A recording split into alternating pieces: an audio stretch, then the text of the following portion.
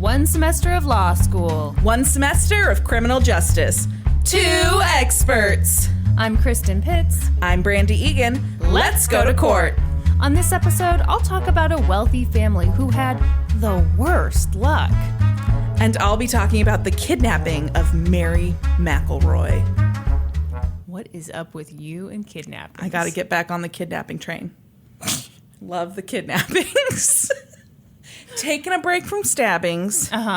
Doing some kidnappings. Although, if I remember right, haven't there been some... I was like, if there was a Venn diagram, we got kidnappings over here, stabbings over here. There has been a small section in the middle where the two overlap. Yeah, I'm not letting you get away with this. I decided to not do a stabbing. Like, no, you did a child stabbing, which is like... Okay, well, let me tell you that in today's episode, there's no stabbings. Nobody's disemboweled. Nobody's stuffed with rags. Nobody's eyelids are sewn open. Okay, the eyelids sewn open. It's horrible. I don't know why of all that, but that was the worst. It was the worst. I agree. Are you ready? I am very ready. To hear about an old-timey kidnapping. Yes. Always. I told you last week I had to take a little break from the kidnapping, but I would bring it back around. And here we are back in 1933. Hell yes. Okay, go. Okay, so I pulled heavily for this episode from an article by Mara Bovson for the New York Daily News and an article by Stephen C. Haynes and Richard D. Rawls for the Kansas City Star, as well as articles from kchistory.org and the Examiner. We both pulled from Casey History this week. Oh, that's funny. Yes. Interesting.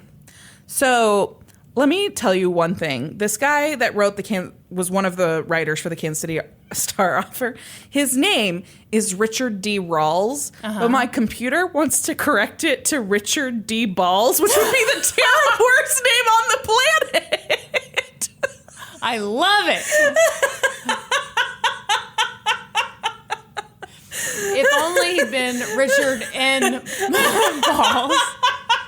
Dick and Balls. We are 12. We are 12. But let's be honest, that's what you tune into this podcast for. That's right. Everybody likes that 12-year-old humor. Listen to 12-year-olds talk about horrible things. Okay, well, that sounds creepy when you say it that way, Kristin. Okay, it's Saturday, May 27th, 1933. Hedda Christensen was working as a maid at the McElroy home at 57th and Main in Kansas City, Missouri. I love it. Yes, so not that far from where we are right now. No. Around 10:30 a.m., the doorbell rang. And when Hedda answered it, Hold on, is the home still standing? It is. Oh, I actually, the original article that I pulled from listed the exact address that this happened at, and so I Googled it last night, and it's still standing. It's beautiful. Oh my God, amazing. Yes. Can you tell me the address? It is, I think it's 21 something 57th Street. I think I'm excited. 21 West 57th Street. And it's the one that's kind of like light gray in the street view, if you see that. Ooh. Yeah, it's a beautiful house. That's very pretty. Yes. Yeah, I know exactly where this is. Okay. That is very close. Yes. Holy crap. That is so crazy. Okay. Go on. So... around 10:30 a.m., the doorbell rang, and when Hedda answered it, she was greeted by two men who said they had a delivery for the little girl. As Hedda unlatched the door to explain to the men that no little girl lived there, one of the men pulled out a sawed-off shotgun. Oh, no. And demanded that she let them inside. After forcing their way into the home, the men again asked Hedda where the little girl was. And she blurted out that Mary McElroy, the daughter of her employer, was upstairs in the bathtub. The men climbed the stairs and banged on the bathroom door and told Mary to come out. Startled, Mary let out a scream and then informed the men that she would not come out until she had been given time to get properly dressed. How old was Mary? Ma'am, I have not revealed that information yet. If you could keep Am your I fucking... too eager today? Can you keep your fucking pants on? I can't. I'm so excited that we both did old-timey Kansas City ones. Not planned. So she says, I'm not coming out until you give me time to dry off and get properly dressed. This is someone who has not been kidnapped before. And the men said okay. What? They gave her the time. When the door opened a short time later, they were shocked to see 25-year-old Mary McElroy. They had been expecting a child. Oh. Nevertheless, they informed her that they were kidnapping her, ushered her to the car, had her lay on the floorboard, and put a blanket over her. As they were leaving the house, they told Hedda to wait 15 minutes and then call her boss, Mary's father, and let him know what had gone on. She watched helplessly as they drove off with Mary. Whoa. Mary's father was Henry F. McElroy, city manager of Kansas City, Missouri. His friends called him Judge. At the time of Mary's kidnapping, he was one of the most powerful political figures in Kansas City. Henry McElroy had moved to Kansas City from Chicago in 1895 at the age of 30. In 1922, he secured an appointment as judge of the Western District of Jackson County Court, which was an administrative position, not a legal one. Oh, okay. And in 1926, he was hired as city manager, which was a new position recently approved by voters. In his capacity as city manager, he did some pretty notable things for the development of Kansas City. McElroy brought Kansas City the municipal airport, which is the downtown Wheeler Airport. Okay. In 1927, he eliminated tolls on 2 bridges over the Missouri River and enacted a 10-year plan of public improvements that resulted in the construction of a new city hall, the Jackson County Courthouse, the municipal auditorium, and the paving of the Brush Creek stream bed. Holy shit. Yes. So these are things that are still around. Everyone who's not in Kansas City Yes. right now is like, who cares? Yes. But But no, all of it's those huge. things are still around. Yeah. Mary was born in 1907, and after her mother died in 1920, she took it upon herself to take care of her father. They had an extremely close bond, and Mary continued to live with him into adulthood. She accompanied her father to events regularly and spoke proudly about all he was accomplishing for the city. Yeah. Mary was described as a tall, big-boned, plain-looking woman with large eyes, a wide mouth, but a radiant smile. She was ugly as sin, but man, was she happy. Smile. God. I saw a picture of her. She wasn't that bad looking. She was fine. They never are. When you read the descriptions, you're like, oh, this poor thing. Yes. Oh, my. She was her father's shadow and the apple of his eye. And on that day in 1933, when Henry McElroy received the call from his housekeeper that Mary had been kidnapped, he rushed home to await instructions from the kidnappers, as instructed. Mm-hmm. After putting Mary in the back of their car, the kidnappers drove west from the plaza, Country Club Plaza, which is a shopping area not far from here, across the state line and down the Wyandotte-Johnson County line to a farmhouse about 2 miles north of Shawnee, and took Mary to the basement. So the translation here is that they drove from your house to my house. Could you see those gears going in my head too? Like, oh, okay. Wow. Yeah, That's nuts. It is nuts. Super crazy. So they took Mary to the basement, and there she met 2 more men who chained her left arm to a basement wall and instructed her to write a ransom note with her right hand. And so I think this is interesting, and I'm guessing that there like one of 2 reasons here. Mm-hmm. The first would be to prove that Mary was alive. Yeah. The second is that maybe these men couldn't read and write. Oh. Yeah, maybe. They're criminals in the 20s, so 30s, I guess. Who knows what the real reason is, but they make her write the ransom note. They had other skills, okay? During her captivity, she was treated with the utmost respect and made except for chained to the wall. and made as comfortable as possible. They kept the place clean and well lit. They even provided her with a fan and a radio and made sure that the radio was in reach of her to be able to adjust it. Uh-huh. And they apologized for having to chain her up. What? Yeah. And soon, all 5 of them began to laugh and get along. Oh, my God. Mary joked to the men that she would recommend them as kidnappers. Okay. I like her. That's pretty funny. Yes. And they returned the compliment, saying they'd recommend her as a kidnapping victim. Oh, God, this story is so weird. Yes. What? When she was helping them pin the ransom note, and they told her they were demanding $60,000 in ransom. Stop. Did she recommend more? She laughed and said, I'm worth more than that. What? Yes. Note here, $60,000 in 1933 Oh, okay, was show off. would be the equivalent of $854,000 today. Yeah, well, I don't care about prices adjusted for inflation. No, And for I do. that calculation, I used that great link that Dustin sent us on Twitter.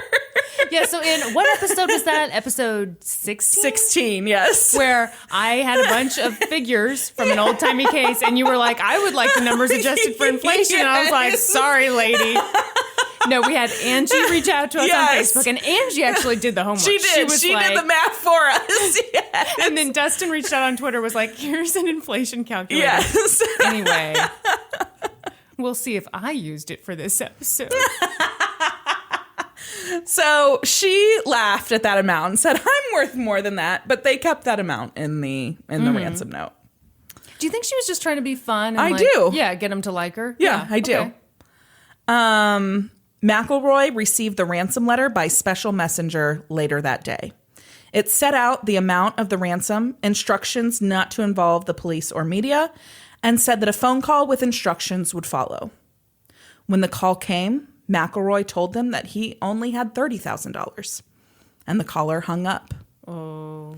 Okay, first of all, What? no bargaining over the ransom, right? You got to figure out how to get $60,000. Brandi, you don't get to be super rich by just giving into the first offer. Like, But when your daughter's life is on the line, right? what if she's just some tall, big bone thing? With a wide mouth and big eyes. Yeah, I agree. What the hell? So the kidnappers hung up the phone. Yeah. The next morning, the kidnappers called back. And they agreed to the discounted ransom. What? Yes. I mean, even that was for like the equivalent of $427,000 Well, yeah, today. it's nothing to sneeze at. But I would think that, like, at that point, you've got the power. You've hung up. Yeah. You're you've like, hung okay, up, we've and got you're your like, daughter. We've got your daughter. We'll go down to $50,000. You got it. There's got to be some negotiation. Yeah. You don't just agree. So We would be such good kidnappers. we'd be excellent kidnappers. The best. Look out, wealthy Kansas City people with kids. So McElroy was instructed to drive with the money to a bluff overlooking the Kaw River, which we call Yeah. the Kansas River. Yeah. But there, 2 men with masks and guns were waiting to take the money. McElroy handed it over and then went home to await his daughter's safe return. The deal was that they were not bringing her there because I don't like that that. he could bring police, whatever. He had to arrive alone. I think he actually took his son with him, but either way, no police were supposed to be involved. And Okay. the money was supposed to be wrapped in newspaper, and he was just supposed to hand it over. And he followed all of that. Okay, He and I did. forget, did they tell him no police at any Yes. time and he agreed to that? Yes. Okay. I think one article that I read said that he did get police involvement, but made them stay back. Yeah. Yeah. Like, we're going to record the serial numbers of the ransom and all of that. Yeah. But we're not going to get involved in the handoff. You go alone. We don't want to risk her life, whatever. Okay. Yep. So they were somewhat involved, but they were not present at the handoff. A few hours after the handoff, Mary stepped out of a car at the Milburn Country Club in Overland Park. So this country club is still there. It's like in Old Town Overland Park. It actually burned to the ground in 2010. Huge fire. You could see the smoke all over the city. And they rebuilt it and reopened in 2013. But it's been around since 1911 or 1913 or something like that. Wait, I have another question. Yes. The place that they took her, where they chained her to the basement. Yes. Is that place still standing? So I tried so hard to find out where that was. I couldn't find an address for it. It was your house. I know. Well, my house was built in 2004. So let's keep dreaming. So she's dropped off at this country club in Overland Park. A bandana was wrapped loosely around her eyes, and she held 2 roses in her hands, a gift from her captors. What? As the car drove away, she pulled off the blindfold and turned to wave. Yeah. Oh. Reportedly, when she was reunited with her father, she was like, "Daddy, they gave me roses." No. Yes. What? Yes. Yeah. I am guessing that this was a old maid in this day and age who had not received a lot of positive attention from men. Okay. I am glad you're going down this road. Because my first thought when you said her first thing to her dad was they gave me roses was girlfriend was horny. Right? Right. Yeah. Oh my gosh. Yeah. So she's reunited with her family, and there was rejoicing around the city as she stood on her front lawn and gave interviews to the media. She was a heroine returned from a great adventure. She was flushed and laughing, and her eyes were bright. Men, old friends of the family, hugged and kissed her, and she cried and laughed, "I'm glad I was kidnapped," because she loved the attention she was getting. Oh, my. When Judge McElroy finally was restored to strength from the whole thing, even to jocularity. So I kept this in here because I pulled it from an article that was written in 1933, and I've never heard that word in my life. And it means that he was in a joking mood. Okay. Somebody asked him whether he would consider his money well spent. And he said, "Considering that I had to pay it to get Mary back, I would say yes. If it had been a matter of investing it, I think I could have done much better." Mary wore the roses given to her by her kidnappers in the lapel of her brown suit when she met with reporters. Oh, my. Composed and calm, she said that she had been treated with kindness. True, 4 men had snatched her from her bath, threatened to shoot her, drove her to an abandoned building, and chained her to the wall in a musty cellar for 29 hours. But otherwise, she insisted, they acted like perfect gentlemen. And she cited the fact that they had allowed her to get dressed and even put on her makeup and everything before they kidnapped her. And that when they had gotten to the cellar, they asked her to undress to prove that she didn't have any weapons or anything on her. And she refused. And they said, okay. Wow. Yeah. Well, that sounds pretty gentlemanly. It does sound pretty gentlemanly. And I gotta say, it would go a long way for me if someone was like, okay, you can put on the eyeliner and mascara before you leave the house. Right. That's absolutely right. Her father and law enforcement officers were less sympathetic. Her father said bluntly, "We'll get those birds." And County Prosecutor A.J. Maston added that he would not only get them, but that he'd seek the death penalty. Another question. Yes. Did they wear masks the whole time? Or They wore masks when they took her from the home. They had bandanas over their faces. And they wore masks when they met to take the ransom. Okay. But she saw them without masks on. Mary did when they were in the cellar. Oh, my God. Okay. So within days, the first suspect was in custody.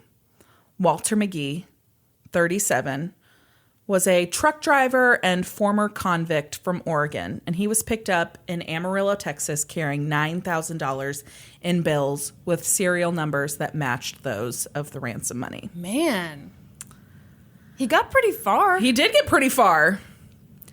Under interrogation in Kansas City, McGee first denied everything. Mm-hmm. But a few hours into the questioning, police brought in Henry McElroy, who recognized him as the man who had taken the ransom. Mm-hmm. "We've met before," said McElroy. Ooh. McGee stood up, shook his hand, and broke down. "I want to tell everything. I just want to get it over with." He said they'd been planning the kidnapping for a month. They hatched the plan one night when McGee, his brother George, and two other accomplices, Clarence Stevens and Clarence Click. A lot of Clarences back in those days, I guess. And that name sucks. It's a terrible name. I wonder what name from our current time people will look back on and be like, that's a yeah, I don't know. Probably Kristin. Shut it. I would say Brandi, but that's not common enough. It's not common enough. Kristin, on the other hand, possibly. That's right. Yeah, so the four of them were drinking in a bar, and talk turned to recent kidnappings because kidnapping for ransom was like the thing to do during the 20s and 30s. Although in most of the cases that came to their minds, the kidnappers were caught, the idea of kidnapping for ransom seemed like a good way to make a quick buck. Okay. And so since Henry McElroy was such a public figure in Kansas City and they knew he had a daughter, they planned this for a month and they didn't bother to figure out like how old the daughter was? They just picked her as their target without actually knowing who she was. Well, okay, in their defense, you just want the money. That's right. It's not like they could Google her. This is true. It's 1933. Are you on their side too? Did they give you a rose? They gave me 2 roses. I have them here in my lapel. I don't get a lot of attention at home. McGee said, "We never meant to hurt her. We just wanted an easy payoff." Sure. And they didn't hurt her. Yeah. I mean, I imagine that has to, at some point, she had to be scared. Yeah. And so there is some sort of trauma that happened there. But physically, they didn't hurt her, and she seemed like she was in good spirits. So seemed like she was even better emotional. I know. Not long after Walter McGee's confession, police tracked down and arrested George McGee and Clarence Click. It was Clarence's farmhouse that they took Mary to in my neighborhood. Clarence Stevens, the fourth kidnapper, was never found. Never. Whoa. Yes. I looked him up because the article I read something like that he hadn't yet been found or something like that. And so I tried to see if there was anything else about him. I'm like, what about now? I found a Reddit forum, like a Reddit thread of a guy who's related to him and was like, does anybody have any information about him? He disappeared after this crime and no one's ever heard anything. Oh, how would I go about finding information? Yeah, he's never been found. Amazing. Yes. Yes. You think he just like changed his name, went someplace else and has a whole other 100%. family and because they have no idea? The Reddit post said that, I believe it was like the poster's like grandmother's brother. And he had children and now has living grandchildren and all kinds of stuff. And he just disappeared off the face of the planet. Oh my God. Yeah, I think he totally changed his name and has some other family. And I mean, he's dead now. But. Well, sure. But I mean, like, the idea that somebody's grandpa, great-grandpa out there. Yeah. Oh, my God. Yeah. This is crazy. Prosecutors pegged Walter McGee as the ringleader and sought the death penalty. against him. At his trial in July of 1933, against her wishes, Mary testified that Walter was the man who snatched her from her bath 2 months earlier. Mm-hmm. They made her testify. She did not want to. And her dad basically was like, you don't have a choice. You have to testify. Well, and you can be compelled to testify. Yeah, absolutely. Yeah. And so... Okay, but I don't think he should get the death penalty. I don't either. Well, first of all, I'm anti-death penalty, but I mean, come on. Yeah. There was no suspense over the verdict. By his own admission and testimony of the victim, McGee was clearly guilty. Yeah. But the sentence was a shock. Oh, no. Death by hanging. What? No. Yep. Oh. Yep. Eager to send a message in order to reduce the number of kidnappings throughout the country, the DA had pressed for the ultimate penalty. McGee's punishment put him in the history books. He was the first kidnapper to be sentenced to death in the United States. Okay, I get the point about wanting to send a message, but of all the cases where you would send a message... Walter was stunned by the sentence. I don't see why anyone should be hanged for a thing like that, he said. And apparently, McGee's opinion was shared by his victim. Mm-hmm. Horrified that her testimony could send a man to his death, she was plagued by nightmares and spent months at a time in hospitals being treated for stress and depression. So the sentencing was more traumatic than the kidnapping? Yes. Oh my gosh. Because she had really just grown close to these kidnappers. And yeah, she didn't feel terrorized by them. No. Oh my God. When she was up and about, she frequently visited her kidnappers in jail. Wow. Yeah. And then in February of 1935, Mary hopped on a bus with 20 cents and a pack of cigarettes and disappeared for a while until she was spotted in Illinois and brought back home. Oh my gosh. Kansas City Star reporter Conwell Carlson interviewed her after her return, and she said she just had to get away from the city where she was seen as the city manager's kidnapped daughter. Mm-hmm. And she said she was still suffering from nightmares about her kidnapper's fate. I cannot forget them, she said. I cannot get away from feeling for the underdog. Yeah. After McGee had exhausted all legal avenues of appeal, Mary picked up the torch. Oh my gosh. Mary set to work on her powerful father to get the death sentence commuted by the governor of Missouri. Yes. She wasn't a political activist, but she was on the side of the sick and oppressed. She felt that help should come from individuals by means of personal kindness. She had no political reservations about the legal system, and she wasn't actually against the death penalty in general. Mm-hmm. She just felt, in this case, the punishment did not match the crime. I understand that for sure. Yes, she'd been kidnapped, but she'd only been held for 29 hours. She was treated well, and she was unharmed. Her father was opposed to her trying to get this sentence commuted, but eventually he caved, and they went to see the governor in Jefferson City. In her plea for clemency, Mary wrote, "In pleading for Walter McGee's life, I am pleading for my own peace of mind. Mm-hmm. Through punishing a guilty man, his victim will be made to suffer equally. He would even have this advantage. He would not have to think about his execution afterwards. I do not forget the suffering this has brought in many ways to many people. Walter McGee's death will not erase or ease that suffering, though. Rather, I believe the mercy shown to him and the feeling of warmth and hope any act of mercy brings will serve as a balm to all." I think it's a pretty good argument. Yeah. That this will be devastating to me, his victim. Yes.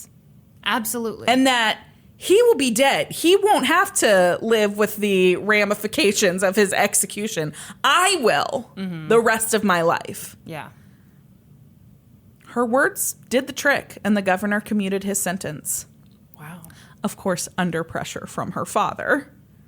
But I thought the father didn't want... He finally caved and was like, that's fine if this is what you really want, if this is really going to make you better. Okay. Because she was so depressed and in and out of hospitals. Yeah. And he's like, fine, I will take you there. We'll argue to the governor. Yeah. I'll make it happen. Okay. And he did. And though Mary had gotten what she was fighting for, her life didn't get any easier. She now became the target of ridicule from people who believed that Walter deserved to die for his crime. Mary tried to rise above this by promising to help Walter make something of his life. She believed that he would eventually get paroled, and she wanted to work with him while he was in prison to get educated and, be able to do something when he was eventually released. Mm-hmm. But her plans were cut short by another shock in April of 1939. Her father, the man who had fiercely protected her since the kidnapping, was accused of being a crook on a scale grander than McGee could even imagine. What? He was indicted as the genius behind a wildly corrupt political machine in Kansas City.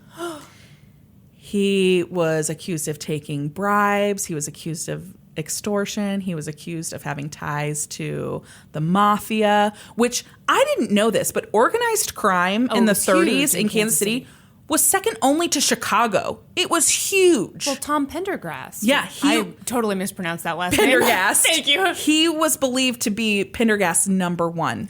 McElroy was. What? Yes. Yes. Oh, my gosh. Yep. All of those city projects that he did required large amounts of concrete that were purchased from Pendergast's company. Oh my God! So all these things that we enjoy in Kansas City. Yep. Wow, which, I mean, I knew Kansas City was pretty shady back in the day, but that is, whoa. Yes. Okay, continue. Yeah. So he was to appear before a federal grand jury probing his personal finances and the finances of the city. But he never made it. He died of a heart attack a day before the hearing on September 15th, 1939. No. There's no way that guy died of a fucking heart attack. No, Tom's boys got to him. Yeah, for sure. Whoa. It was too much for Mary to handle. Oh, no. And on January 21st, 1940, Mary took her own life. Ugh. She left a suicide note that read, "My 4 kidnappers are probably the only people on earth who don't consider me an utter fool. You have your death penalty now, so please give them a chance." You have your death penalty now. Yep. Whoa. Yeah. Clarence Click served his time and was released, and George McGee was paroled in 1947.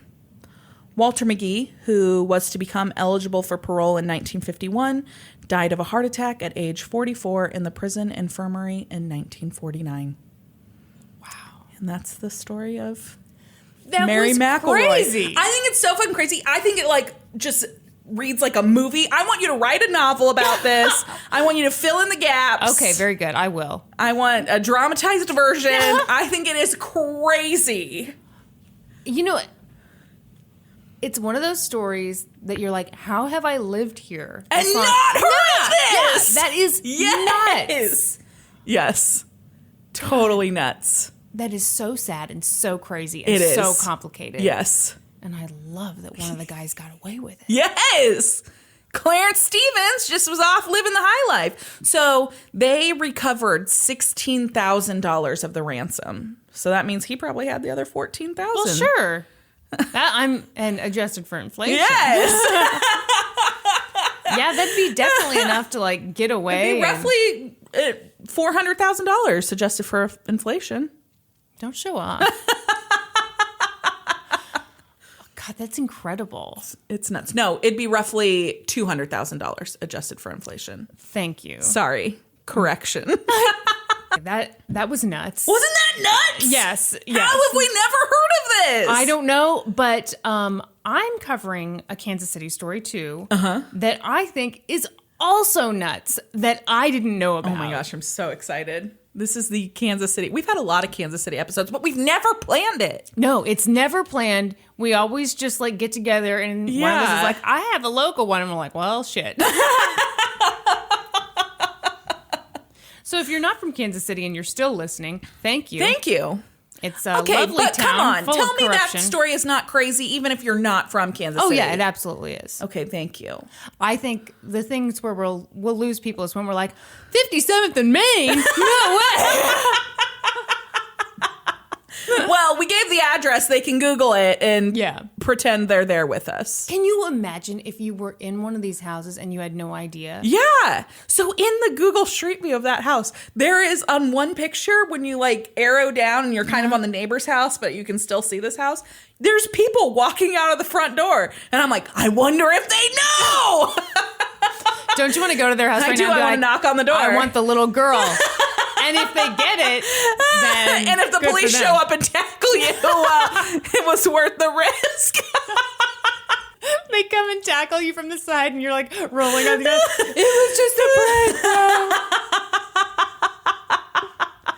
bro. Okay, here we go. I'm so excited. I'm going to tell you about a man whose name almost everyone in Kansas City has heard of, but whose life story we've pretty much forgotten. Excellent. Thomas Swope. Oh, yeah. How do you Swope know it? Park. There you go. Yeah. Okay, very good, Brandi. So the reason people know Thomas Swope is because in 1896, he donated 1,300 acres of land to be used as a public park. Yeah. It's the biggest park in the city. It's great. Yeah. There's this big, beautiful memorial to him. It holds the zoo. I was going to say, the zoo's there, the Starlight Theater. It's a excellent. soccer complex, blah, Yeah. blah, blah, blah, blah. On the day Swope Park opened, 18,000 people showed up to celebrate it. Yes. And apparently it wasn't super easy to get there. Yeah. But they showed up.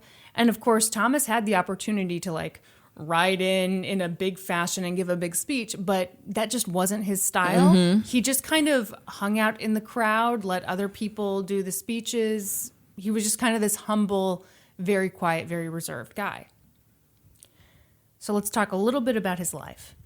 He was born in 1827, went to Yale, moved to a bunch of different places as a young man, but when he was 30, he settled in Kansas City.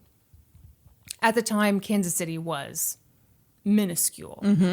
And he bought up a ton of land, super cheap. Then Kansas City grew, railroad, blah, blah, blah. And eventually he became the biggest individual landowner in Kansas City. So that's how he made his money. Yeah. As for his personal life, he was generous, a little eccentric, never married, super shy. But he was... Did he love his mother?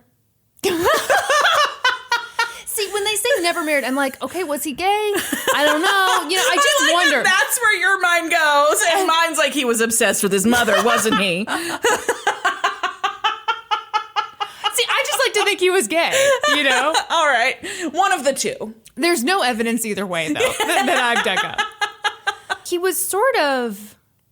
Celebrity's not the right word. Yeah. But people knew him because, you know, he donated Swope Park. Everybody thought that was really cool. And he was one of the wealthiest people in Kansas City, but he rode the streetcar to work every day. Oh, wow. So, you know, he could have owned a car. Yeah. But he was frugal. So people just thought that was kind of neat. Yeah. He lived in hotels most of his life in downtown Kansas City, but then when he was in his 70s, he moved into his brother's 26-room mansion in Independence. Pause. Yes. Somebody's at your door. I don't know if it's your husband or a It's delivery person. the mailman. Oh, okay. It's your super hot mailman. It is my you know what? I was about to say it's my hot mailman, but I didn't. Ladies and gentlemen. Kristin has a super hot mailman. It's true. I just want to back up for 1 second and say that your description of Mr. Swope here, how he, you know, had money for a car but rode the streetcar to work because he was frugal, reminds me a bit of your dad, because you guys lived in this beautiful house when we were growing up, and he drove this like busted up Camry. My dad is amazingly cheap. He makes decisions on what to spend money on. He likes a nice house. Yes. He likes a really nice house. Yes. Will drive a shoebox on wheels to work. Yeah, he drove, and so we were, all the way through high school. Yeah. He drove a 91 Toyota Camry that smelled like old soup, and we called it the Dinkmobile. Yes, the Dinkmobile. I'm trying to remember what we called it. Yes. I just imagine the neighbors in the neighborhood that you guys lived in just looking at that thing. Oh, you know they did. Yes. You know they did. What other cheap stories? To this day, he buys the Costco Kirkland Signature tennis shoes, which are bright white. They can't be $15. And man, he rocks those. Oh, yeah. It's a look. His signature look. They should be called the Daryl Pitts signature. They might as well be because he's the only one who wears them. Okay, back to Mr. Swope here. My dad gets talked about a lot on this podcast. He does get talked about a lot on this podcast. For someone who has a lot of critiques about the length of our podcast. Oh, he gave me notes the other day. I was going to tell you this off the podcast, but I'll tell you this now. So he and my mom just got back from a trip, and they listened to the podcast. Yeah. And, they were like, "Oh, it was so fun. You entertained us great." But then my dad was like, when Brandi's laughing, I noticed that it's always even better if you can come in with an extra little quip to make it even funnier. Otherwise, it's just her laughing. It's like, yeah, I guess I don't always have the option of that. You can't just make that happen. Hey, have you thought about being funny? Right. Oh, God. Oh, podcast notes from Daryl. Yeah. Note number 1, be funny. Yes. If things stop being funny, just be funny. Be funnier. Yes.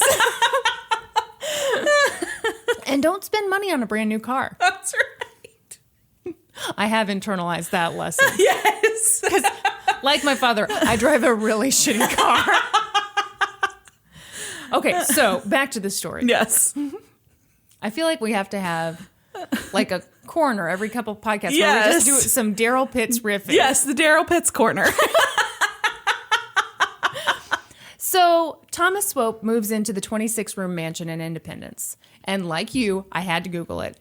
It was amazing. Yeah. It was beautiful. Yeah. Had a turret, which I'm a sucker for a turret. I know. You used to live in a house with a turret. Oh, those were the days. So it was beautiful. Then it got donated to a church and they tore it down. And now it's like Dumb. That's ridiculous. churches, man. Man, you and I both have an appreciation for old architecture. Yes, we do. We really do. It made me so mad because I was like, there are a lot of old places in Independence, Missouri where you can tour them. Yeah. And I was like, oh my God. Let's go there. We can go. No, we can't. We can go stand where this Where it beautiful used to place be. used to be. Bullshit. Okay.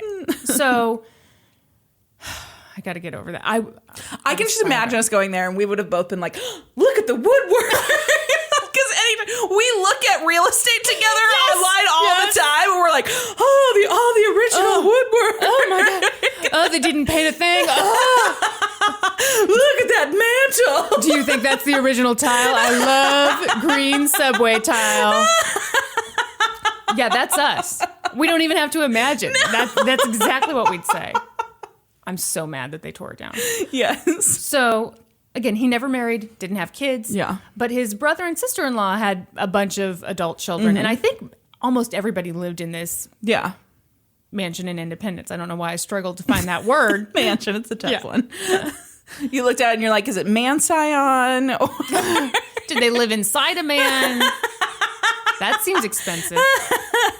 So things are going fine.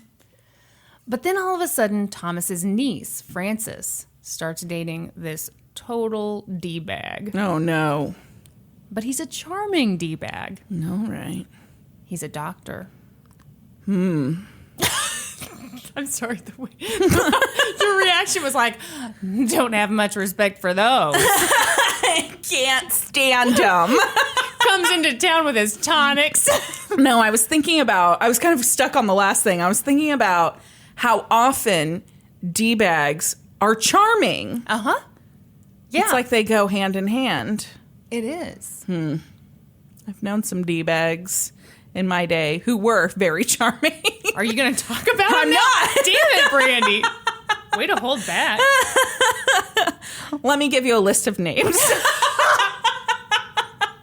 Can we tag them on Facebook? Yes. So his name is Dr. Bennett Clark Hyde. And Francis's mom, Maggie, is like, this dude sucks. Mm-hmm. She's like, Francis, you've heard the rumors about this guy, right? The rumor is that he goes around town dating older women and borrowing money from them. But when it comes time to return the money, he always forgets that part. Oh, yeah. Everyone's like, Francis, he's after the money. Yeah. We're the Swope family. We've got a ton of money. He wants your money. And she's like, no, he is after my love. Stop it, family.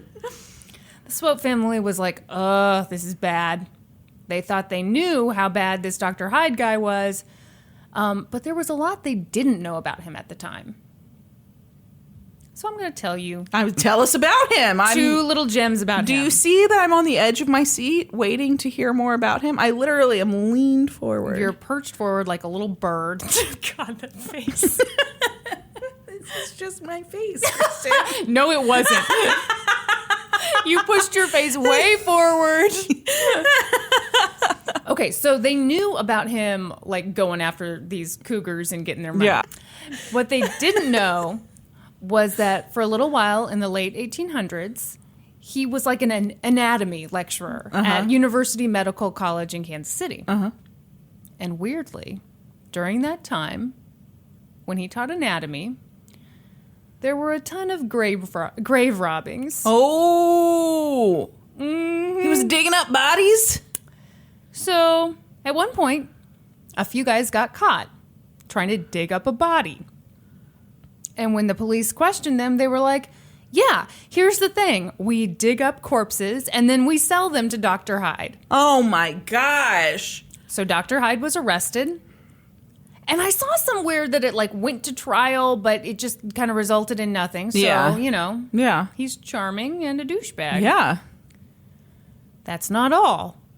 At one point, Dr. Hyde was, I guess, like the on-call doctor for the Kansas City police force.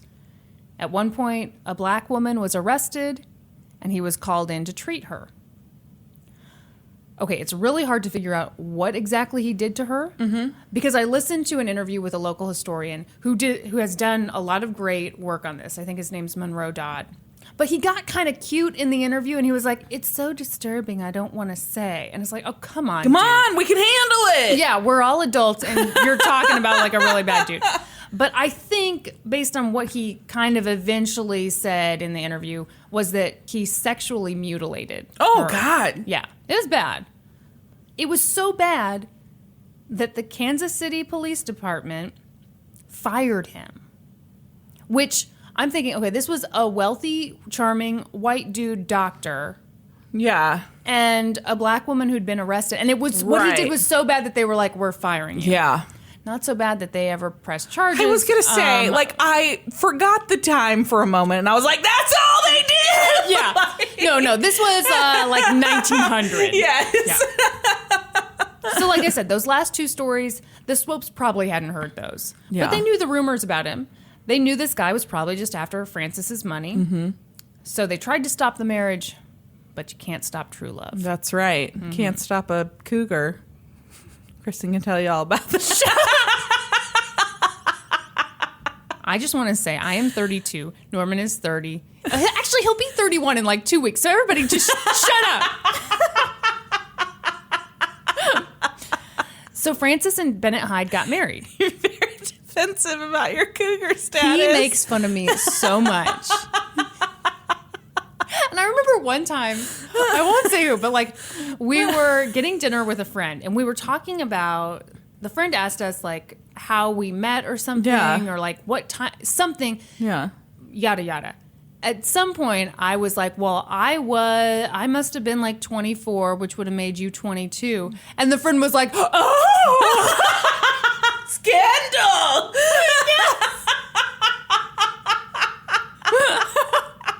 That's hilarious.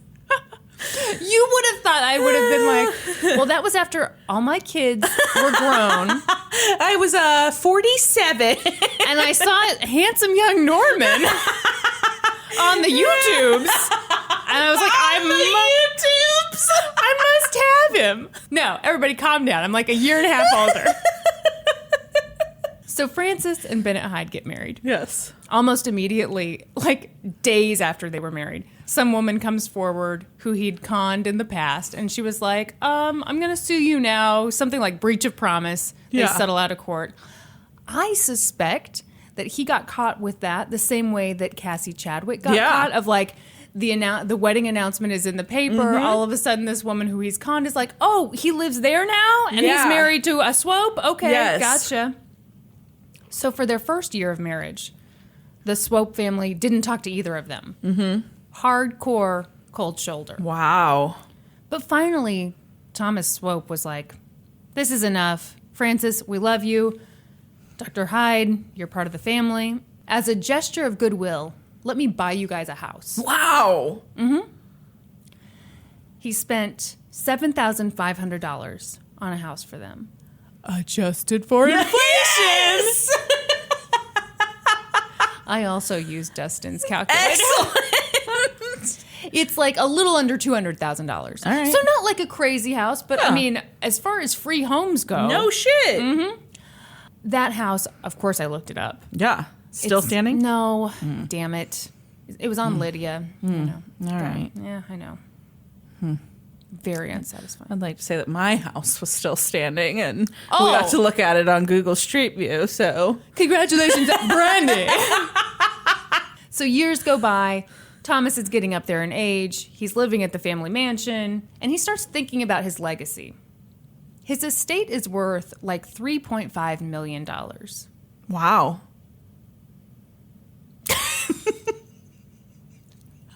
I wanted to leave you hanging and make you think that I hadn't looked that one up. So that's like more than $89 million in today's money. Yeah.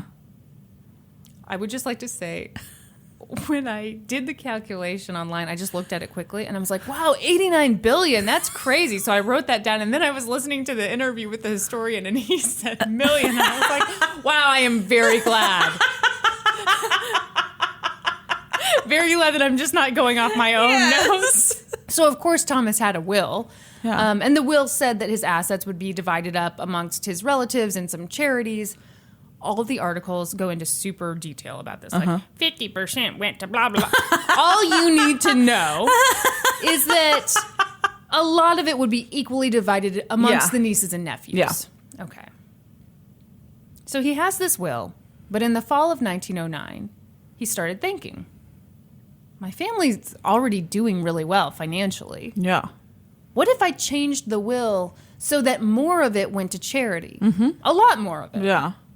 He's toying with the idea, and he's talking about it pretty openly.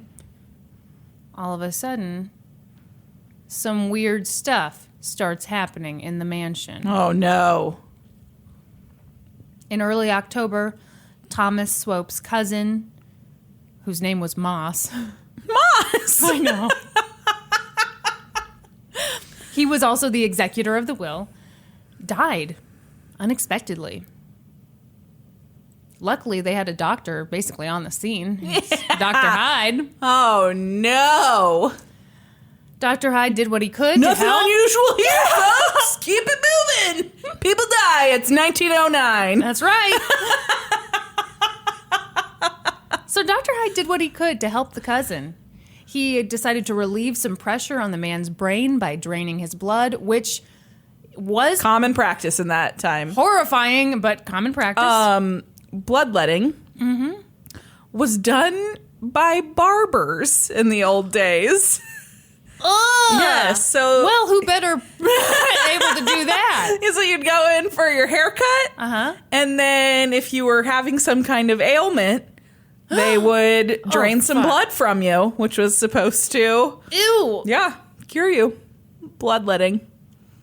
Are you going to add that to your list of services? Haircuts, color, waxing, finger and mouth, bloodletting. I just hope you keep up the hygiene in that place. So yeah, he drained some of the guy's blood, but it didn't do any good. Dr. Hyde was like, well, he died of a cerebral hemorrhage. Sad story. 2 days later. What? Brandi? These things, tragedies happen. 2 days later, Thomas is reading the newspaper. He has a little tummy trouble. And a nurse who was there at the home, they had nurses in the home, did what Dr. Hyde had instructed her to do. She gave him a pill to help with his digestion. Immediately, Thomas starts feeling awful. Oh, no. He convulses. He's got a racing pulse. It's bad. He says, I wish I had not taken that medicine. I wish I were dead. Holy cow. And then he died. Oh, my gosh. Luckily, Dr. Hyde was there the whole time, helping out. I'm sure he had put cyanide in his... Brandi! My goodness! My goodness. In his pill bottle. So Dr. Hyde had been giving him injections the whole time, helping him out. After Thomas died, Dr. Hyde was like, well, we had another cerebral hemorrhage here. Weird how this cerebral hemorrhage produced these weird symptoms, so different from the previous one. Brandi, are you a doctor? I'm not. Okay, well, Dr. Hyde was. I think we have to defer to him on this one. So that was sad, obviously. These two guys died. About a month and a half later, it's Thanksgiving time. The whole family gets together for a meal. It's lovely. But like a week later, 9 of them come down with typhoid fever. Holy shit. Bad luck. Was Typhoid Mary in there making the Thanksgiving meal? Typhoid Mary? Oh, yeah. Oh, I forgot about that. In there stirring it with her bare hand. That is a disgusting story. Yes, it is disgusting. If you don't know the story, wait till we're done, then Google it.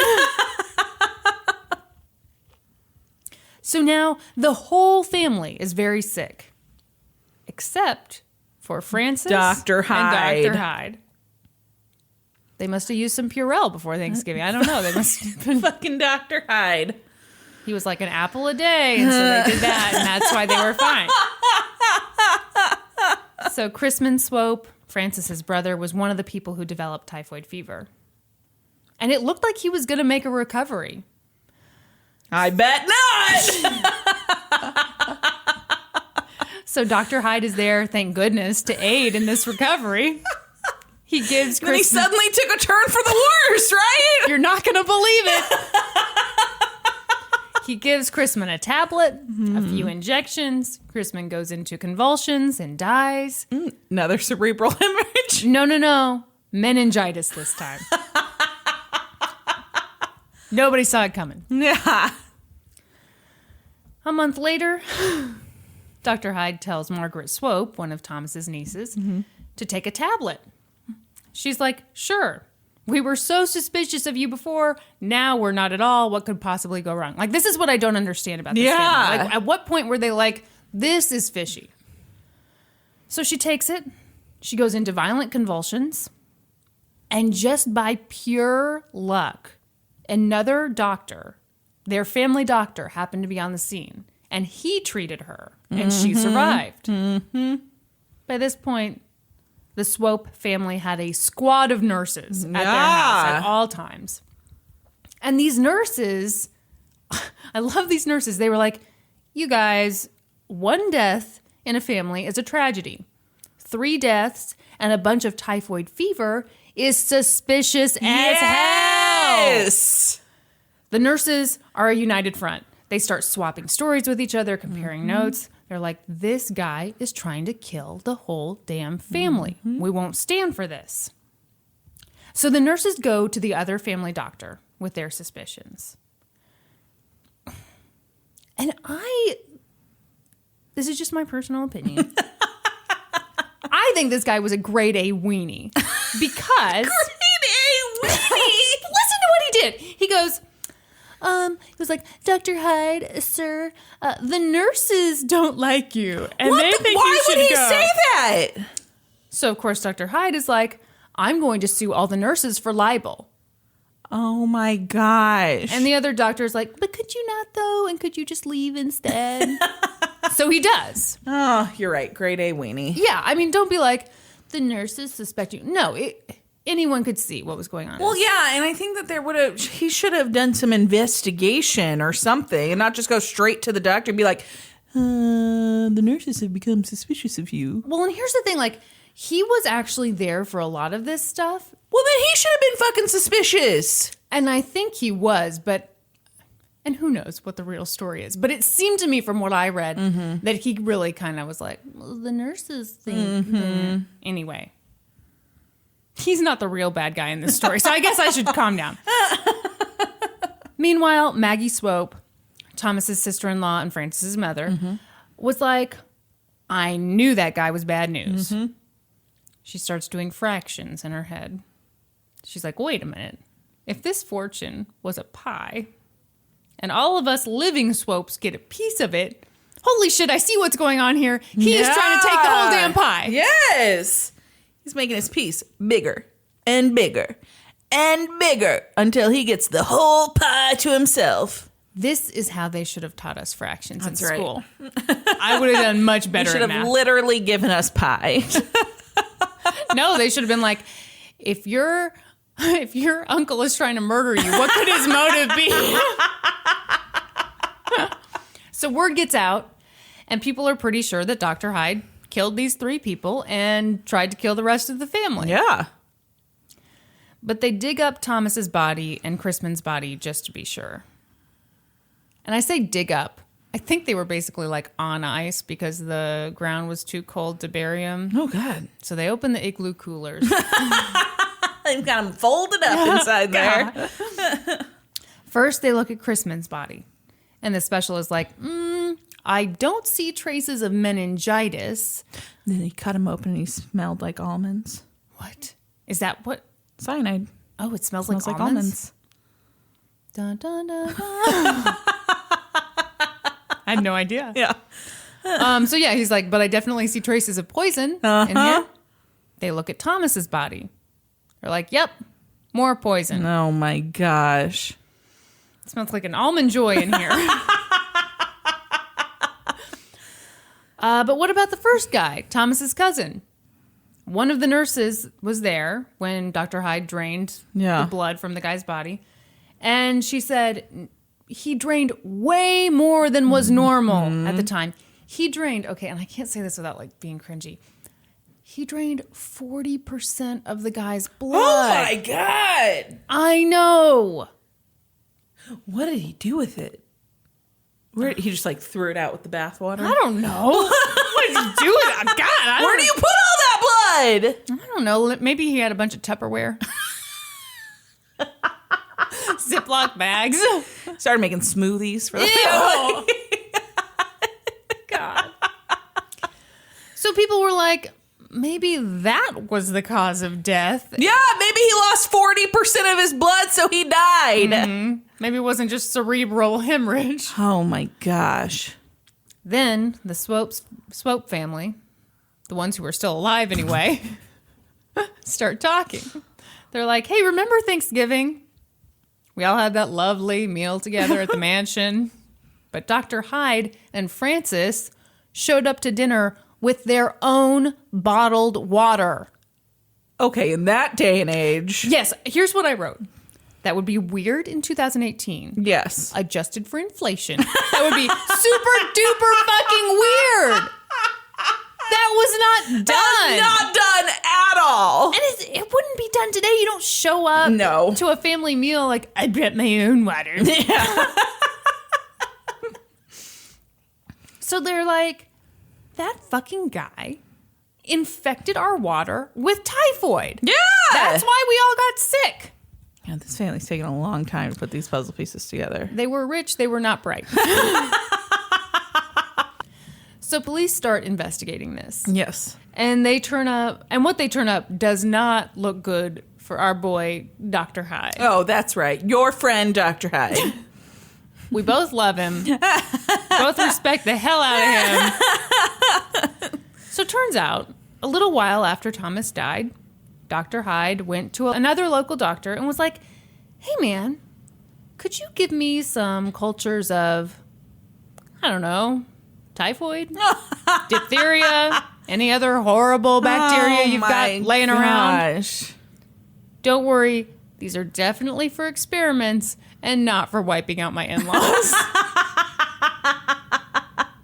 And the guy was like, yeah, that sounds totally reasonable. Yeah, you're great. Because at the time, I think Dr. Hyde was president of the Jackson County Medical Board or something. Like, he was high up.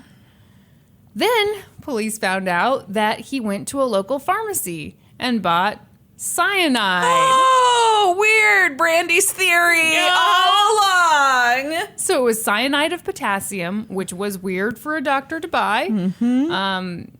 It's poison, obviously. Yes. And usually only jewelers use it to clean stuff. Mm-hmm. Also murderers use it. Even weirder, he asked for it in capsules. Mm-hmm. He told the pharmacist, don't worry, I just want to kill some mean dogs. What? Not my in-laws. It's a terrible excuse. I'm more pissed about killing dogs than I am people. What? I hate when people kill dogs. Well, yeah, I do too. It's very upsetting. What about people? I mean, yeah, people are not helpless creatures like dogs are. I think you were pretty helpless if you were sick. Well, if you were being secretly poisoned, yes, I feel just as bad about that. Wow. But it definitely takes somebody Your up another... knows no bounds. It definitely takes it up another notch. Obviously, he wasn't legitimately planning on killing dogs, but that he could even joke about that. He wasn't joking. Use it as his excuse. The pharmacist was like, hey, that's a good one. Okay, you're getting fired up about the weirdest parts of this story. I just cannot handle. I love dogs a lot. Have you ever seen the movie A Dog's Purpose? Was that based on that book? Well, I don't fucking know. I've never read the book. You say that like you can't read. I can't read. I can't. It was then that Kristin learned that Brandi could not read. Turns out Zach's just been reading to you from these websites this whole time. I have no idea. It's the worst movie I've ever seen in my life. What's it about? It's about a dog that dies over and over again. Yeah, I saw the preview. I was like, no fucking way. Zach made me watch it. No, why would he do that? I started crying at about 1 minute and 32 seconds in and did not stop for 2 hours. That looked horrible. And the whole time, I keep going to Zach, why are you making me watch this? This is the worst movie ever. Was he enjoying it? I mean, he thought it was a moving film. Did he cry? I don't think so. Brandi, you don't have to lie. I've never seen him cry in a movie. Oh, come on. The closest thing that I think you need to take of, a flashlight into a movie theater. Well, we saw it at our house. We did not go to the theater and see this movie. The closest thing that I can think of that he's cried in is he's like welled up, not actually cried, watching This Is Us, which I've never watched. I would be that concerned show. He didn't have a heart if he didn't. Everyone says they cry during that show, and I feel like I don't need that. So every episode. Why? It's so touching. It's an excellent show. You should really watch it. Okay. This episode of Let's Go to Court is brought to you by God, we fucking This wish. Is Us. No, it's brought to you by us. And that's it. And the Gaming Historian. That's right. Head on over to thegaminghistorian.com and purchase your copy of The Gaming Historian Volume 1 on Blu-ray. You are so good, because I was about to make fun of Norman for every week now, like coming home in the middle of us he recording, interrupts our podcast. and he's like, hey, how's it going? And then he makes a sandwich. For 45 minutes. Yes. He's the slowest sandwich maker. He would not cut it at Jimmy John's. Let me tell Yeah, no you. kidding. He'd be fired from Subway. And you know they don't like to fire their folks. No. It's a Jared Fogle reference. It sure is. Okay. So the Swope family is disgusted by this whole thing. They're like, Frances, you married a dud. Frances is having none of it. Do you think she knows? Okay. So she stands by him this whole time. The thing that country song was written about her. Stand by your man. Just like that. The thing that I find amazing about all these articles is they all just basically say, you know, Frances stood by him, blah, blah, blah. Nobody seems to even entertain the idea that maybe they were in on it together. Yeah. Perhaps because he had this history of being just god-awful. So yeah, I think it's totally possible that this was just his thing. Well, but I she think would benefit. Sure. I think she was in on it. You think so? I'm saying it right here now. Only because everybody's dead and it doesn't matter. Yeah, she's for sure dead. Yeah, I don't know. I bet she was in on it. Why? How could she not know? She brought her own bottled water to Thanksgiving. So the story I heard on that was he had been telling them, the Swopes, for a long time. He tasted their water and he was like, you know, this doesn't taste right. You guys really need to get different water. You're going to get typhoid from this, blah, blah, blah. So then when Thanksgiving came and they brought their own water, you know, he was like, so maybe she was, you're giving me a look like that is just pure bullshit. Fine. Actually, I think that's some pretty good pre-planning on his part to put that out there to them. Of course it was. But if I'm trying to be charitable to her here. Slightly impressed by his forethought. Oh, yeah, he wasn't dumb. No, we heard he was very charming. And Charming a doesn't giant mean doucher. I've never heard it called doucher. I've only heard douchebag. Yeah, doucher's a thing people say. I'm not saying people don't say it. I'm just saying this is my first time hearing it. And thank you for bringing this into my life. Okay, so Frances is having none of it. She's like, you guys are the worst. Quit calling my husband a murderer. It isn't cute. It's cute. It might not be cute, but it's the truth. I hate it when you do that. He's the love of my life. Oh, God. Mama Bear Maggie is like, sorry, Frances. I'm hiring the best lawyer in Kansas City to prosecute this. Who's the best lawyer in Kansas City? Get ready. Former mayor and eventual U.S. Senator James A. Reed. Woo! Perhaps you've seen the boulevard named after him. Yes. That was my favorite part about like doing this case. I was like, oh, I've driven on that. Frances is like, fine. You got the best lawyer in Kansas City? I'll get the second best lawyer in Kansas City. Frank Walsh. I don't Never think heard he has of a him. road. No. This is why you can't be second best. Never driven on Frank Walsh Boulevard. I have not. At this point, police arrest Dr. Hyde. A grand jury indicts him on 11 counts, ranging from murder to manslaughter to whatever you get when you unsuccessfully poison a whole family. Hyde was like, I am not guilty. How dare you? So the prosecution had this strategy. Let's only try him for the murder of Thomas Swope. It'll be a slam dunk. It'll be enough to ensure that he gets either the death penalty or he goes to prison for life. We won't have to prove all this other stuff. Yeah, and the victim is high profile, so we'll likely have the sympathy of a jury, and I think it's a good strategy. Yeah, people are going to be like, I like to go Love to Swope that Park. part. That sweet man. I sat next to him on the streetcar. Yes. So they move forward. All eyes are on Kansas City. This case got national media coverage. And of course, a lot of nurses took the stand for the prosecution. Yeah. And they didn't have the nicest things to say about Dr. Hyde. Weirdly. One of them said that in the very short window, remember, like 2 days between when the cousin died and Thomas died, Yeah. Dr. Hyde came to her and said, hey, can you like put in a good word for me? Because I would really like to be the new executor of the will. And I hear that position just opened up. Oh my gosh. That's obviously not a direct quote, but you get the idea. I like to think that's exactly how he said it. Thank you. So the prosecution also called witnesses to testify to the other questionable deaths and poisonings. The only thing that sucked for the prosecution was the fact that the Swope family doctor died before he could give any testimony. Dun, dun, dun. Yes. Did he die of cyanide poisoning? Good question, actually. So he probably would have been the strongest witness against Dr. Hyde because he saw a lot of this stuff firsthand. Yeah. And unlike all the nurses, he had a penis. Call that a credibility stick. It was a little stick. tiny weenie, right? But you know, people would have been like, Oh, man! You know, the nurse called him a murderer, but she said it in such a shrill way.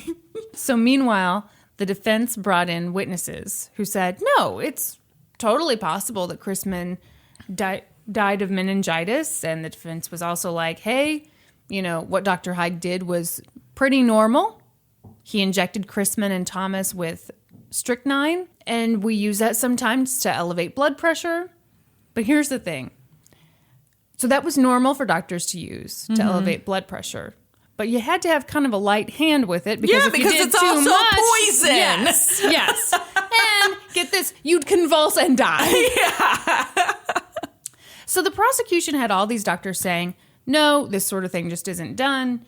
But the defense had a few doctors who were like, this isn't outside the norm of what we do. Then they got into a big argument over typhoid. Prosecution was like, Dr. Hyde brought typhoid into the house. The defense was like, counterpoint, it could have been flies. The prosecution was like, shut up, this happened in the winter. It did not. No flies. No. Frances testified in her husband's defense.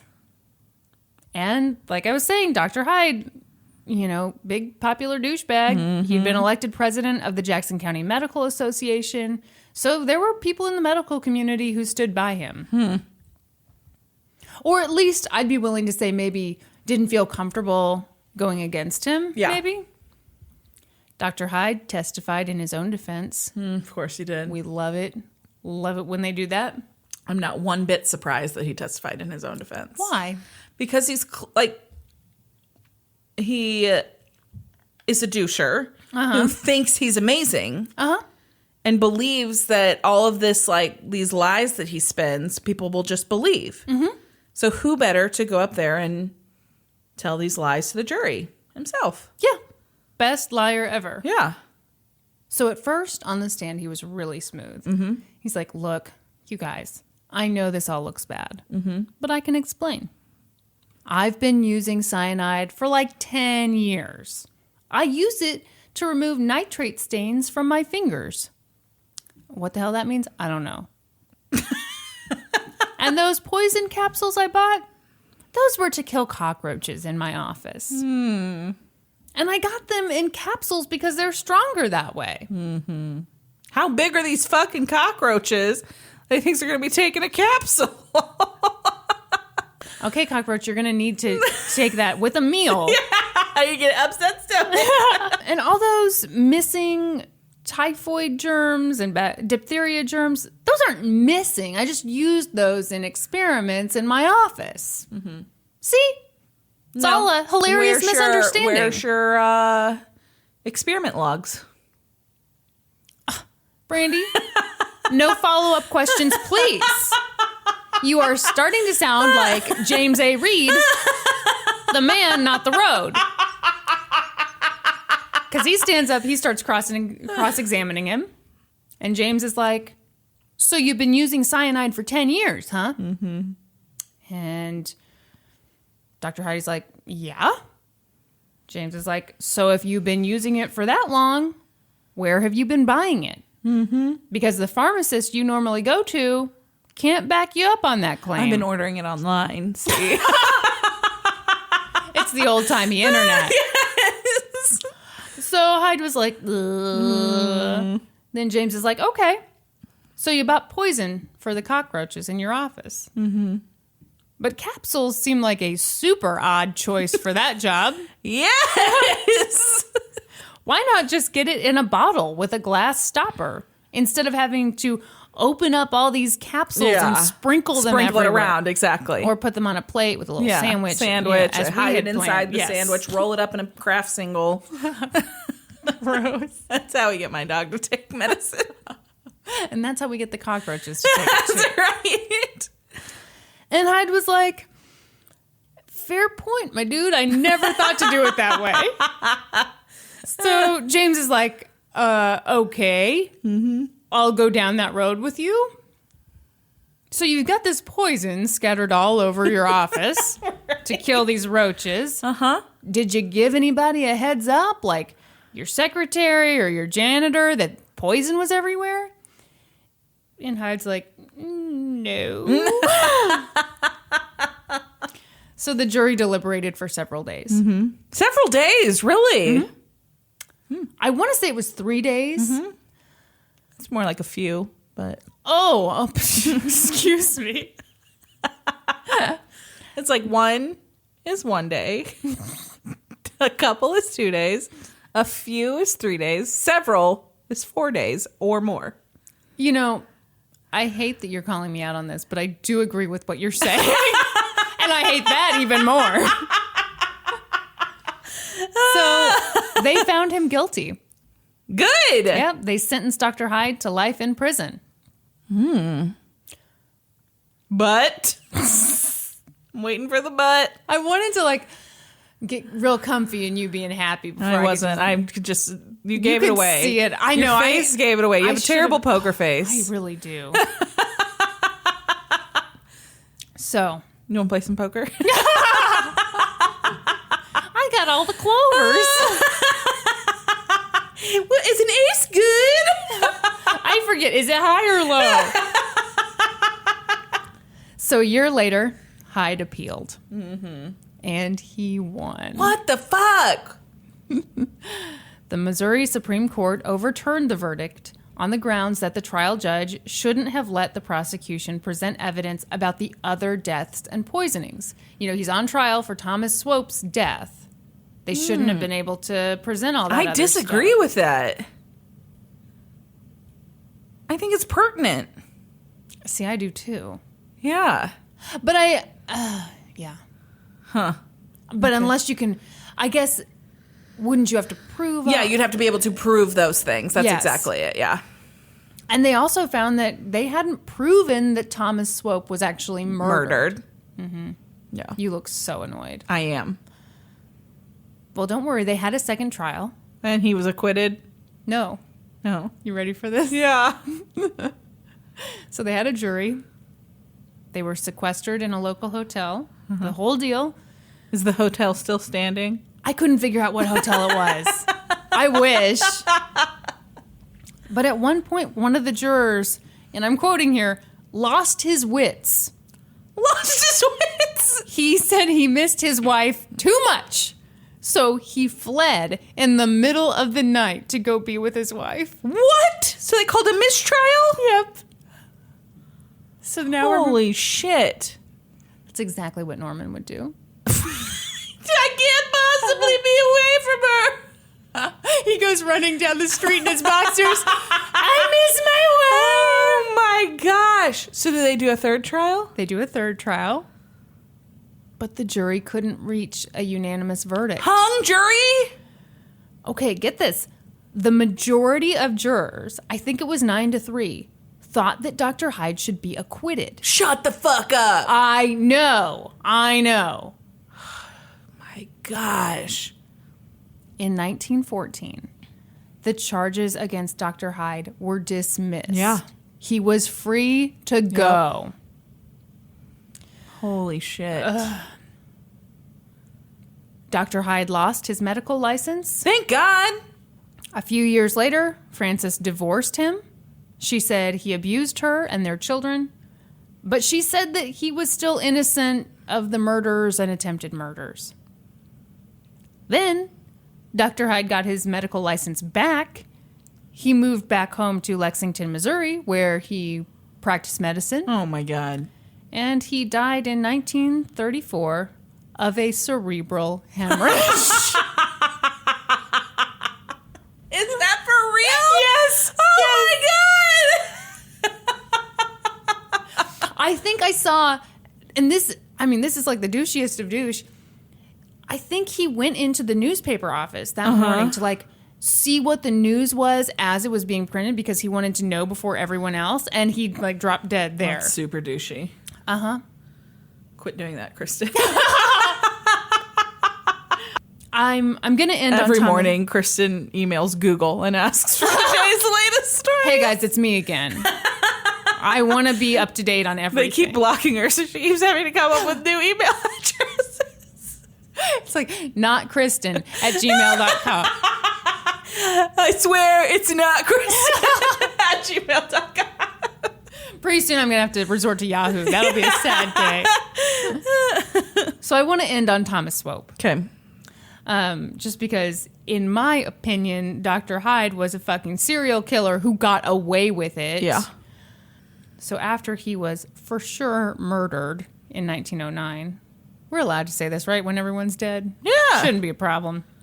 Yeah. Thomas Swope's body was kept in a holding vault for 9 years. 9 years? Well, they were building the memorial for him. Holy shit! Look, it was a good cooler they had him in.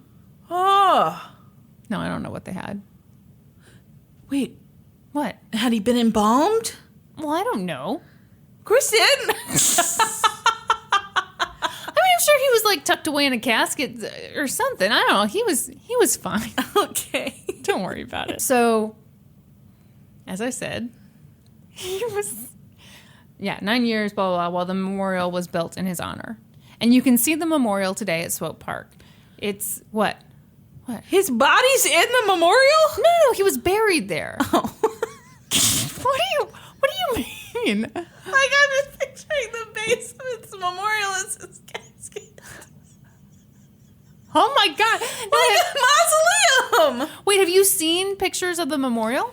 Yeah, I think so. Yeah, it's like that U-shaped Yeah. structure. It looks kind of Greek with the columns and Yeah. everything. Okay. I've seen that. Has lion statues on either side of it. He's inside the lion's.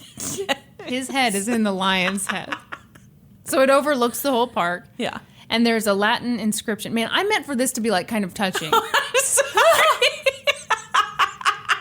Who's the doucher now? Clearly me. So there's a Latin inscription on the memorial, which in English reads, "Reader, if you would see his monument, look about you." So that's the story of Thomas Swope. That was good. That was nuts, wasn't Yeah. it? And Super infuriating. nuts. Yeah. I mean, has there ever been a more obvious, like... I like to think that Dr. Hyde had another side to him called Mr. Jekyll, or he's just like a super nice guy. You are so proud of yourself right now. He's like helping little old ladies cross the street. He's like, here, take this pill. And it's actually like something helpful. It's not... Oops, that's the cyanide. Hang on. Shouldn't have worn this coat today. But can you believe that? That's nuts. I can't believe he got off. I know. That's deeply unsatisfying. And, okay. And people about this story are like, will we ever know what really happened? No, we know what Yes, happened. we know. Duh. Yeah, we know what happened. Will justice be served? No. No. Well, because Do we know dead. what happened? Yes. Good grief. Yes. Wow. I know. That's good. I didn't know anything about that. I loved yours. We are learning so much. Yes. Just really opening everybody's minds to the history of Kansas City. Our brains are getting so big that we're going not to gonna need to do fit some in this bloodletting.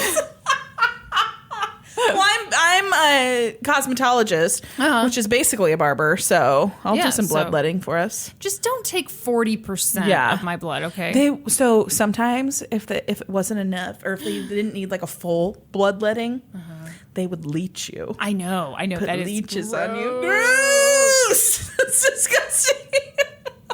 Ugh. Oh, God. The funny thing about that is, like, in those times, sometimes it was good to not be super wealthy because then you didn't have access to that awesome medical care. Ugh. What? I've just been thinking for like a solid week about how salty you were at lunch last week. Oh, my See, I don't even have to tell you more. Okay. So every week after we record this podcast, Kristin and I go to lunch. And we have a regular place we go, but last week we decided to mix it up and go to a different place. And we're walking there, and Kristin's telling me that they had just had it for dinner the night before and how much she loved it and couldn't stop thinking about it and wanted to go back. But that Norman didn't really like the place because usually they have like live music and it's so loud in there and you can't even focus. The thing Norman hates more than anything in life, and I'm serious, like, if we walk into a place and he sees a guy with a guitar and a microphone, and that guy is going to be strumming really hard and, like, you can't have a conversation, that is the worst possible scenario for Norman. So we get there. We go in. There's like not a soul in there. There's like, I don't know, 5 or 6 other tables.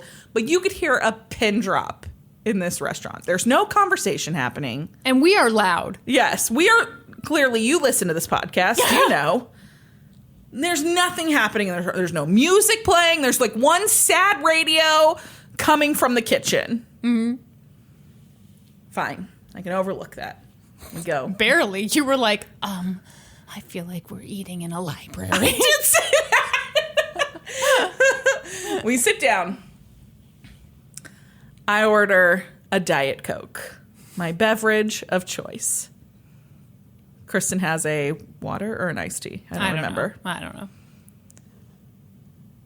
The waitress brings the drink, sets it down. I take a drink. This is not Diet Coke that she has brought me. It is, in fact, Diet Pepsi. Dun, dun, dun! Which is in no way the same thing. You were hot. Here is the deal. There is a protocol that is required to take place in a restaurant. When I order Diet Coke, you say, "Oh, I'm sorry, we serve Pepsi products. Is Diet Pepsi okay?" To which I respond, "Fuck no, I don't want your Diet Pepsi." And that's not really an exaggeration. I've seen it occur many times. And then I'll just stick to water. Yes. This did not happen. Nope. At this restaurant last week. She brought me a Diet Pepsi and played it off like it was a Diet Coke. Might as well have brought you cyanide. Might as well have. So I'm not going back there again, Kristin. Oh, I can't sit in that silent restaurant and drink Diet Pepsi again. After you left last week, Norman was like, "Man, Brandi was really fired up about that Diet Pepsi." I was like, she does not like Diet Pepsi. Do not. So here's the deal. It's not the waitress's fault that they serve Diet Pepsi. It is, however, her fault that when I ordered Diet Coke, that she did not say, "Oh, I'm sorry, we have Pepsi products." Diet Pepsi and Diet Coke are not the same thing. You know what? I saw her twirling her mustache and doing an evil laugh. I think it was all for fun. She's like, "I'll see if she says anything." Do you ever say anything? No. You just take it. Just take it. And you just boil with rage. Yeah, and you say, angry. "I will never come there again." I mean, I'd go there again. I would not. Not willingly. You wouldn't. It's going to be a minute until I go there. I thought the food was good. The food was good. Atmosphere, terrible. Beverage, terrible. Service, not great. Company, horrible. Well, the fact that we had to whisper. Yeah, that was weird. Couldn't talk about anything funny. No. It had to be very whispery. Yes. Yeah. Well, I'll take you to sushi. I don't want that. Thank you, Kristin. I'm going to pass. Oh, what's that? I think I'm getting a page. Oh, there's been an emergency. I have to leave. Oh, there's an emergency. I hate sushi and will never eat it ever. Yeah, there are certain things that I know you're just not going to go for. Sushi being one of them. Nope. Not going to happen. Not interested. I don't want to eat your sushi. I don't want to eat your avocado. This is why I love sharing nachos with you. Well, if you enjoyed this podcast, I never say this part. Then find us on social media. Like us on Facebook. Follow us on Twitter. Follow us on Instagram. Head on over to iTunes. Even if you don't listen to us through iTunes, head on over to iTunes. Give us a rating. Leave us a review. Did you see the review about you? I did. Is it someone you know? Or? Yeah. Oh, okay. It's one of the girls that works at the salon. Well, we appreciate it nonetheless. That's right. But she is a listener. All right. She's not just a fan of you. She's not just a fan of me. And then join us next week when we'll be experts on 2 whole new topics. Podcast adjourned. And now for a note about our process. I read a bunch of stuff, then regurgitate it all back up in my very limited vocabulary. And I copy and paste from the best sources on the web, and sometimes Wikipedia. So we owe a huge thank you to the real experts. For this episode, I got my info from interviews and articles by Monroe Dodd, kchistory.org, and historicalcrimedetective.com. And I got my info from articles for the New York Daily News, the Kansas City Star, kchistory.org, and The Examiner. For a full list of our sources, visit lgtcpodcast.com. Any errors are, of course, ours, but please don't take our word for it. Go read their stuff. And apparently, check out kchistory.org, since we both pulled from there. Yeah.